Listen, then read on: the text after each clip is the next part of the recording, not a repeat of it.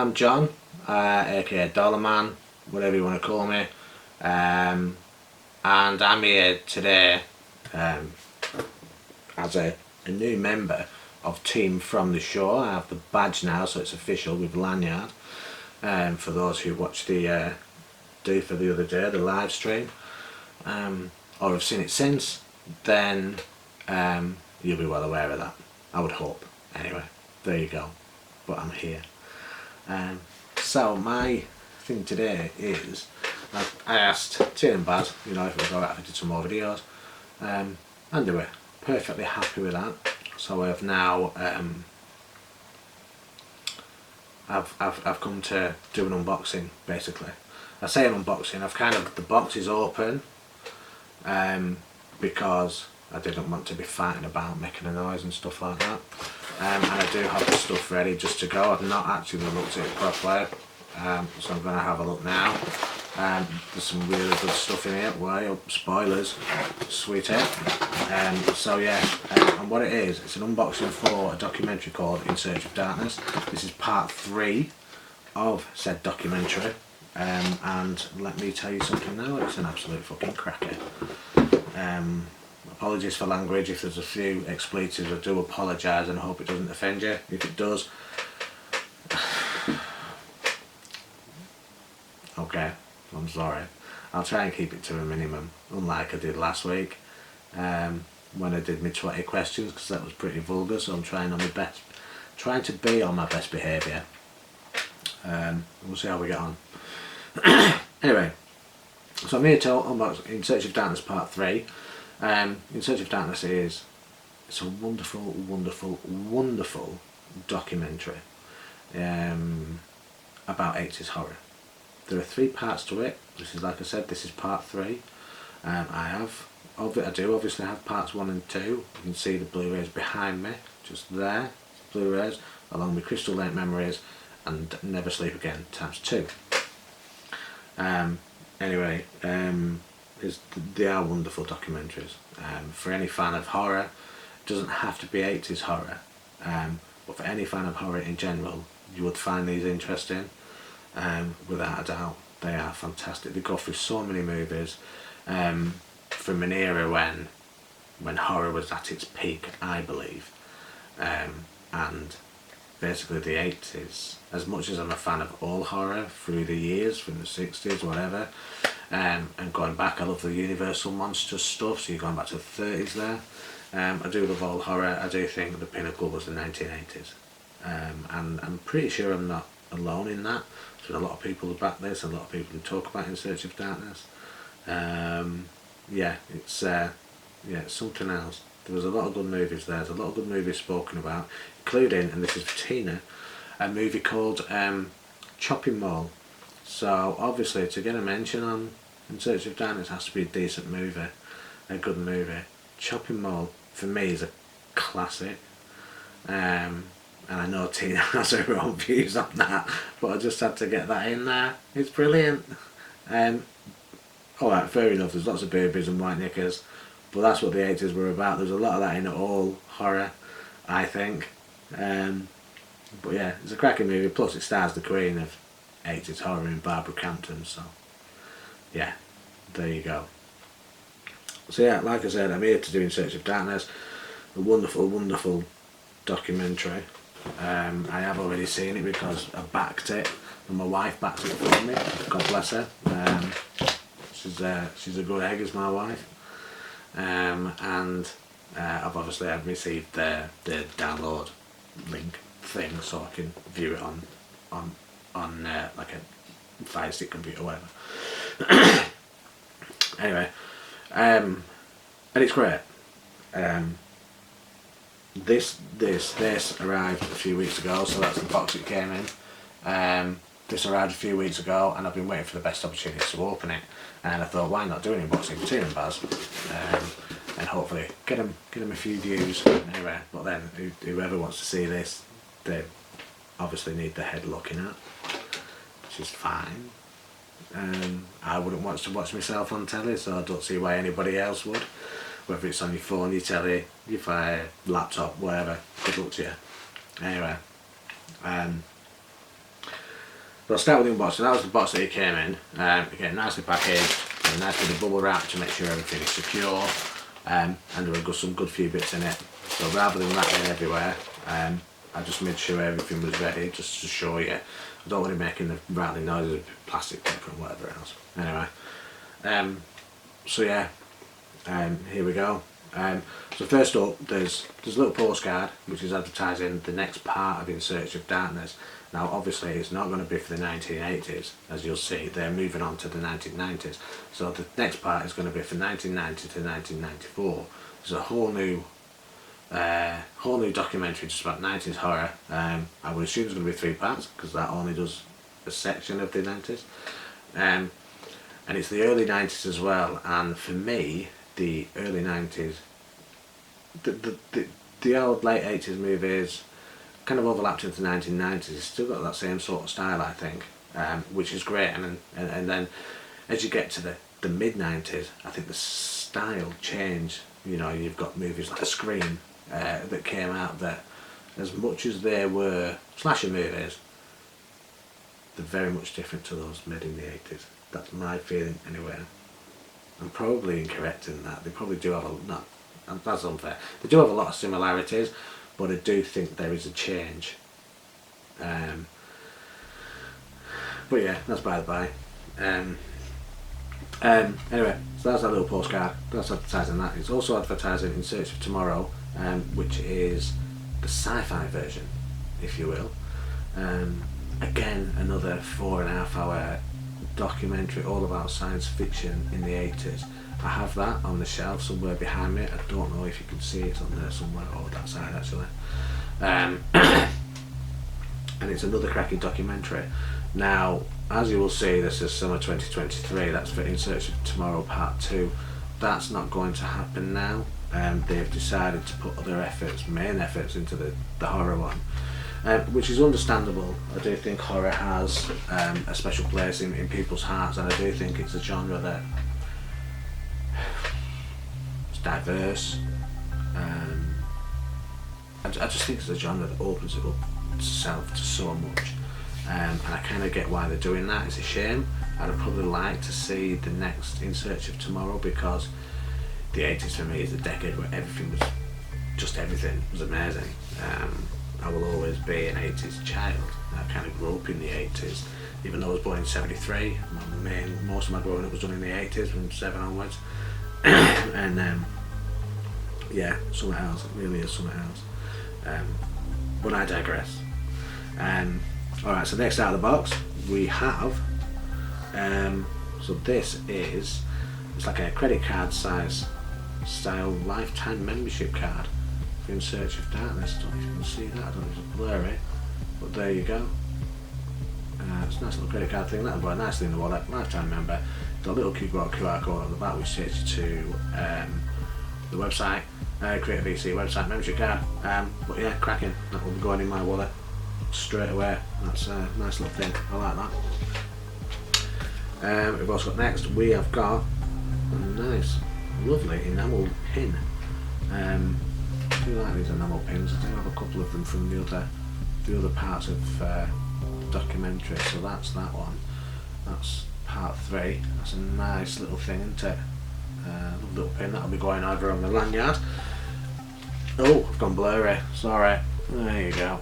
You don't want that. Anyway, there you go. Settle itself. Sorry about that. That took a while to get back. But anyway, that'll be going on my lanyard. It'll be going on my bag, or my bag, whatever. But yeah, another cracking little thing.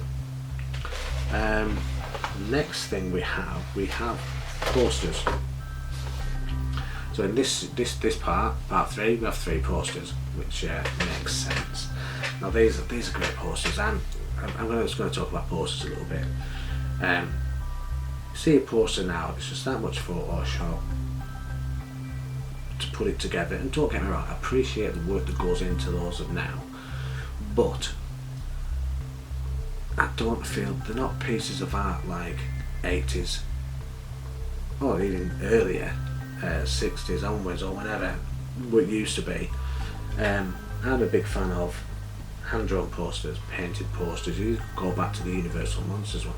If you look back and you look at Boris Karloff as Frankenstein's monster, back in the day. You look at the posters for those movies, they're incredible. They are pieces of art, and I think that hit its peak in the 80s. And if you look at VHS covers, you look at posters from the 80s, you will see a different kettle of fish to what you get now. Each one now, they all look so fucking similar, it's unbelievable. And the posters wouldn't make me want to watch a movie. You know, if they still had VHS video rental shops now, a lot of my purchasing and renting was based on the cover and how the cover looked, and that was because they were little pieces of art. If I went into a video rental shop now and they were doing the movies that they have now, I know it's never going to happen. I wouldn't be interested. They would not give me any reason to rent them, aside from seeing trailers and stuff like that. You know, you want to go to this movie. But as a kid back in the 80s, going to the rental shop, yeah, they were what drew me in. Yeah, they were cracking. Sorry, excuse me. Just dropping stuff all over the floor. Anyway, but that's just, I digress. That's just something that's just a little bugbear really. But yeah, I think, anyway, posters. So I have 3 posters for part 3. They're all little crackers, they will all look great framed. There's the first one. Oh, sorry. I'll just do that again. So there's the first one. If you can just see that. That's a cracking little thing. As you'll see in the Roman numerals part here, you've got lots of stars that appear in movies that are basically mentioned on this part of In Search of Darkness. Yeah, that's a cracking little thing. These are all going to have to go on the wall at some point, I tell you. They're brilliant. The second one, I love this one. This takes me back to the video rental stores of the day. You've got posters up, you've got videos out. Just look at that. Look at that. What a cracking piece of work that is. And that's a nice little work of art, isn't it? Don't get me wrong, I know there's going to be Photoshop involved, but look at that. Beautiful. Beautiful. And I love that poster. And then you get my favourite one. So this is my favourite poster of 3. Yeah, this is an original piece of art. It's a beautiful piece of work. And honestly, this is how posters should look. This is how posters should look. I mean, just take a look at that. That is a beautiful piece of work. Get close in. I mean, look. Isn't that nice? Isn't that nice? That's how you want a poster to look. I think that's a lovely piece of work. Yeah, check it out. This is how video covers, Blu-ray covers, movie posters should look. Nice little painted piece of art. I'd love to get back to that days, and fair enough, might see it now and again, but most of it is just dog's bollocks. It's sort of like I have the main character in the middle of a poster, and you've got everyone surrounded and no other supporting cast. It's like, oh, wow, whatever. Anyway, so that's that. Just a couple of things to go now. We have got, excuse me one sec, we have got, as part of the back in it, asked to have the sleeve for all 3 of the documentaries. So it's basically one box to put all 3 of your Blu-rays in, and this is that. This is it. This is a nice little box. It's nice, it's sturdy, which is great, which is what you want. None of these little folding, you know, like a Blu-ray slip, which I'll show you in a minute, when they just, you know, you fold it in and they don't really last that long. This is a nice sturdy piece. Yeah, that's a nice sturdy piece of cardboard. So you have got obviously the intro, which generally the intro to the documentaries itself when you turn on the Blu-ray. You've got what it is on the side.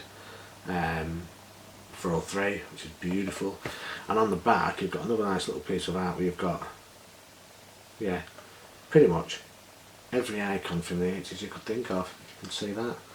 Nice piece of work, and that the Blu-rays will look fantastic in that when they are in. I love that. That's brilliant. And then the pièce de résistance itself. We have, oh yes, the Blu-ray itself. So the Blu-ray comes in with a beautiful, that nice, beautiful artwork again, just there on the cover of the slipcase. You have got the Goofy name to the side, so to speak, and you have got the blurb on the back. I'm just going to read the first line of the blurb. In Search of Darkness Part 3 is a 5 hour plus. 5 hour plus, can you fucking believe it? 5 hour plus. You know what I mean? You no toilet breaks. You make sure you are empty before you start watching it because you will not want to move. You don't want to be pausing this. Bollocks, man. You don't want to do that. It's a 5 hour plus deep dive. Don't be drinking tea. Drink something that's going to make you want to go to the toilet. Just sit there and veg out watching this because it's amazing. I'll start again. In Search of Darkness Part 3 is a 5 hour plus deep dive exploration of a time when horror filmmaking exploded globally. Fueled by new distribution outlets on the cable TV, multiplex theatre chains, and the power of the VHS revolution in the 80s. The VHS revolution. Honestly, I remember my first ever VHS recording. It was like a top loader, and it had a remote control that wasn't very remote because it had a wire. But honestly, I thought it was the best thing ever. I really did. It's incredible. But anyway, so that's the slip cover. You've obviously got that. You've got the blurb, and then inside you've got the Blu-ray itself. Obviously, the standard Blu-ray case. As you do, you've got your Blu-ray cover. They've gone for one of the other posters, and obviously there's the blurb and stuff at the back. Nice special features, which is a discussion with the creators of In Search of Darkness, which is well worth looking at as well, because these people who put it together, they many hours of work that they put into it, and many hours of interviews and stuff as well. So that's a cracking little watch, well worth it. Crack that open, and inside you have the Blu-ray itself. Beautiful. It's a Blu-ray itself, and then you've got a nice little booklet here. This is pretty cool, nice little booklet. And inside that booklet you have got your content. You've got a foreword from actor David Dastmalchian. I think that's how you pronounce it, obviously Polka Dot Man in the Suicide Squad movie. You've got a message from the writer-director David Weiner. Top man, honestly, I'd follow him on your socials because he's a top man. You've got the film's checklist, all the films that do appear on or are spoken about on this part of the documentary. A message from the executive producer Robin Block, again another top man who well worth following and looking into. He's a great fella. Memories from the team at Greater VC, and special thanks to all and sundry, and the thanks to who they want to go with. It was brilliant. I love this little checklist. This is great. That's great. And then just inside the Blu-ray cover, it's a reversible sleeve, so you're more than welcome to change that. So you can go from that to that, whichever one takes your fancy, really. Yeah, it's a bit cracking, isn't it? Good effort. Well, this is my favourite thing, the checklist. Right. Speaking of checklist, so just before going to the checklist, that's everything in the box. That's everything that came as part of my backing this incredible documentary. I can't stress enough how good it is. It's freaking brilliant, and I would recommend that. Obviously, the Blu-rays go for stupid money on your online marketplaces like eBay and stuff. But if you do have a Shudder subscription, all 3 parts of this fantastic documentary are on there, and they are well worth checking out. It's brilliant. Just check it out. Even if you haven't got a Shudder subscription, get one. Seriously, get one. Shudder's brilliant, to be fair. If you're into horror, Shudder is awesome. It's well worth checking out. So yeah, it's decent. It's well worth looking at. So just fucking check it out. Either way, I can't stress enough how much you should do. Just fucking stop watching this and go and watch it if you haven't. It's brilliant, and just follow the at 80s Horror Doc on all the socials and stuff.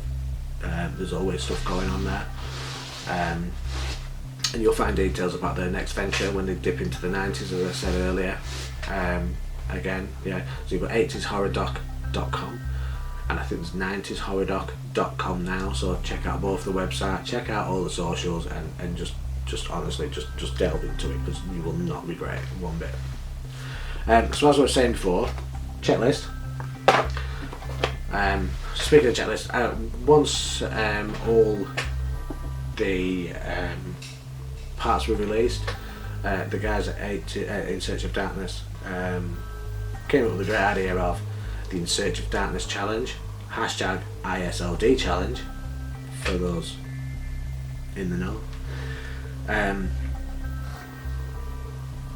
To basically they sent us PDFs to print out, and the challenge is to watch each and every movie that is on their list, which is all the movies that have been spoken about over the 15 hours 3-part In Search of Darkness documentary. There's a lot of movies on there, there's about 200 or so, maybe something like that anyway. And most people have gone on and it's like, yes, let's get this challenge done, and they've gone straight on and ticked off every movie they've watched. For me, I didn't think that was the purpose of the challenge. Fair enough, great, people have seen them, the 80s horror movies, they should all be seen. But for me, it was more a case of start from fucking scratch and watch every fucking movie on that list. No matter how long it takes, just fucking do it. So that is what I've done. So I have started. Don't get me wrong, it's not every night. But so far, I've started off with part 1, and then I'll go on to part 2, and then I'll go to part 3. As I'm on part 1, I've gone from 80 to 89, and the second time round I've gone from 80 to 87. So next up is my second one from 1988. And honestly, it's a joy to go back and watch some of these movies. Don't get me wrong, I have seen most of them. You can see the list, it's just up there on my wall. That's it, I've just stuck them to my wall for now. And it's a joy to go back and watch all these movies. It just brings back so many memories, and you know what I mean, there's a lot of movies that I remember first watching just as a child, and honestly when I wasn't old enough, to be fair, but I think back then it wasn't as frowned upon as it might be now. Don't know. Although Mary Whitehouse and no doubt had something to say about it, we know that old battle axe. Anyway, yeah, I mean, I just love it, and it's great to go back and look at all these movies again, which is what I've done. So, yeah, I'm enjoying that. I'm still on part 1, obviously. It's going to take me a while to get through the lot of them, but when we get to part 3, that's when the fun's going to start. Because part 3, when you see, you know, if you see the checklist, there's a lot of crazy stuff on there, including one from 80. Come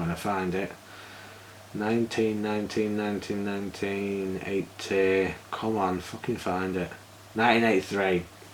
So in this list, you tell me which is the odd one I'm talking about. You've got Extra, Curtains, Hell of the Living Dead, Possession, Devil Fetus, Eyes of Fire, and Boarding House. Devil fucking Fetus. I'm sorry for swearing, but Devil fucking Fetus. This is a Hong Kong movie. It's a Hong Kong horror. Don't get me wrong, that's one I've never seen. I've seen a lot that are on that list, but that is certainly not one I've ever seen, and I can't fucking wait, to be honest. If it's as bizarre as it sounds, I'm going to love it.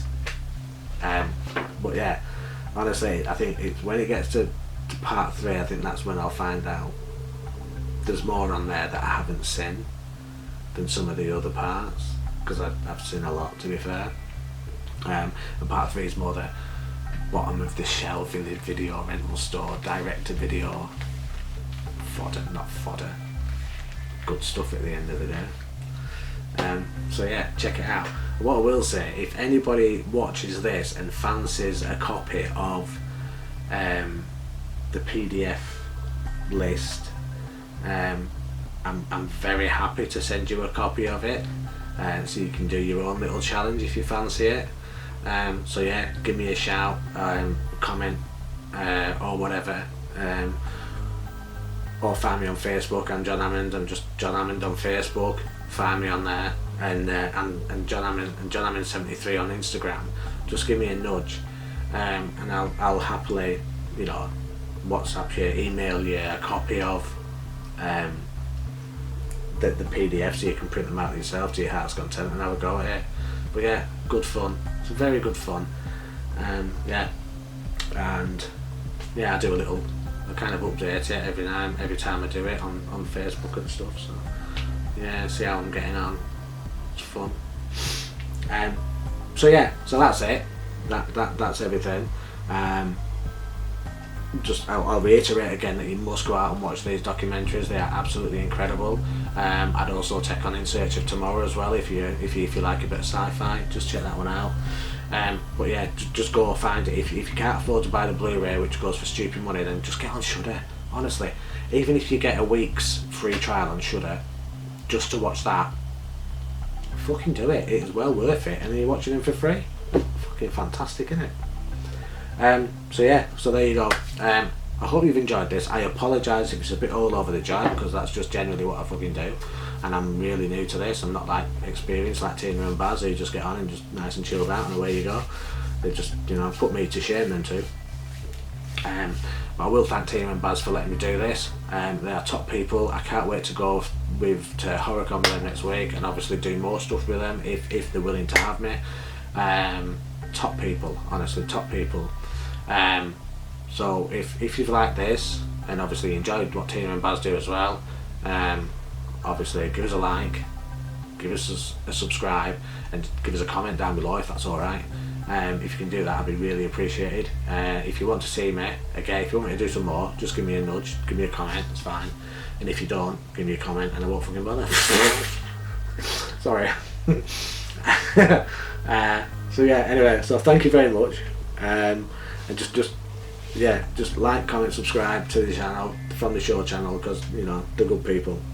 And I'm really lucky to have met them. So yeah, so thank you to them.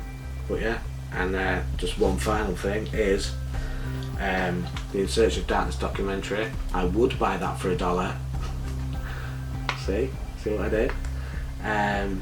Oh, actually, speaking of fucking dollar, man, for those who have seen, who watched the live chat, I think I spat then, sorry. For those who saw the live chat, and for those who saw the video after, Tina's giving you all a challenge. If you're at HorrorCon on the 20th of May, you need to get a selfie with me. If you watched it, go and get a selfie with Dollar Man. I'll be there, doing what I do. Just chilling out, getting me signings and stuff like that, getting me Heather Langenkamp photo, which I'm very excited about. Scream Queen of the 1980s, top one. No fucking about with the Dream Demon there. So yeah, so do that. There's that as well, and that goes for anyone for the love of horror in November as well. So check it out. So yes, I'd buy that for $1. In fact, I'd buy it for any freaking money, because it is that good. So yeah, check it out. Thank you for watching. Like, comment, subscribe, and hopefully I will see you again very soon. Cheers, take care, and yeah, be good people. Bye bye.